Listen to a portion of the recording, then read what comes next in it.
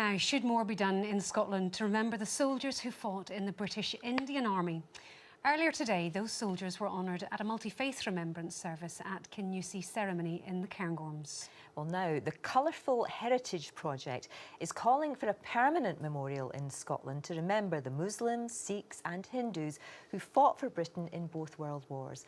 Well, we're joined now by Sajid Kuyum, a trustee for Colourful Heritage, and Jaranjit Sangha, whose dad was the first Sikh to be awarded the Victoria Cross. Welcome to you both. Thank you. Well, Jaranjit, first of all, you must show us this Victoria Cross. Here it is.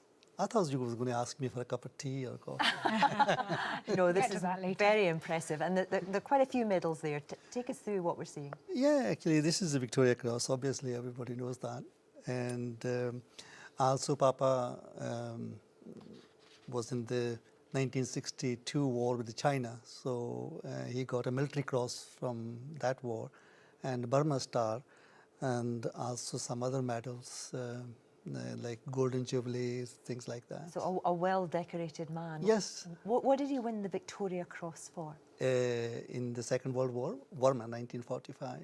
And what did he do? Because you didn't find out immediately, did you? Well, obviously I knew my father had won something when I was growing up. I used to hear a lot of stories from the village people, old folks, who was telling me that, oh, your dad got a medal from King George from England, but at that time I didn't know who King George was, where England is, or the Queen or Buckingham Palace, all these things, because obviously we didn't have any internet those times. Village boy for me, I didn't know anything about it. Years later, when I got settled here in this country, I knew about all about Victoria Cross, reading on the net and everything. And I asked my dad the same question what you're asking me, Dad, how did you get it? What did you do? And he said, son, the only thing I can tell you is that death was right in front of me. And I had a choice, either to run away or fight the death. So I decided to challenge the death. And he did, because all his colleagues died, didn't he? But yeah, he the whole company actually got killed in that mission, and so my dad was the only survivor, and he was only 20 yards from the enemy foxholes, where the concealed anti-tank gun was. Yeah. And there was about 15 to 20 Japanese hiding in their foxholes. So my dad was about 20 yards from them. And he was the only survivor. Incredibly big. So he had big stories, and these are the sort of stories, Sajid, that you want remembered. Absolutely. Tell us a bit about the memorial today in Kingussie. It was a multi-faith ceremony, so there was an Islamic prayer given to those Muslims there, but there was also a ceremony done for the Christian soldiers as well by the army, etc. So it was just to. Why in Kingussie? Well. Interestingly, one of the biggest regiments, the Force K6, was based in Scotland, over 1,500 soldiers to 2,000 soldiers.